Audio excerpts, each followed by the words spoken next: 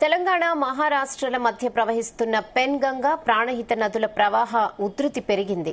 ఆసిఫాబాద్ జిల్లా సిర్పూర్ మండలం హుడికిలి జక్కపూర్ల మధ్య పెన్ గంగా బ్యాక్ రావడంతో తెలంగాణ మహారాష్ట్ర మధ్య రాకపోకలు నిలిచిపోయాయి.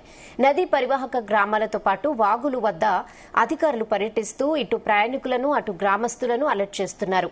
ప్రజలకు రాకపోకలకు ఇబ్బందికి గురవుతున్నారు. ఎడతెరిపి లేకుండా పడుతున్న భారీ వానలకి వాగులు పొంగిపొర్లుతున్నాయి. హుడికిలి జక్కాపూర్ వద్ద సిర్పూర్ పోలీసులు పరిస్థితిని సమీక్షిస్తూ జాగ్రత్తలు తీసుకుంటున్నారు. ఉదయం నుంచి ఎడతెరిపి లేకుండా పడుతున్న వానకి వాంకిడి మండల కేంద్రం చిన్నపాటి చెరువైపోయింది.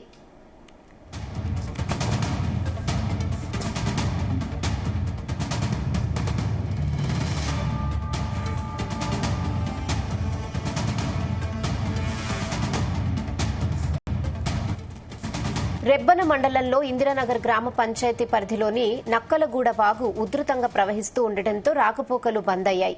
వాంకిడి మండల కేంద్రంలో ఫ్లైఓవర్ నుండి వస్తున్న వరద మొత్తం షాపుల్లోకి రావడంతో తీవ్ర నష్టం వాటిల్లింది.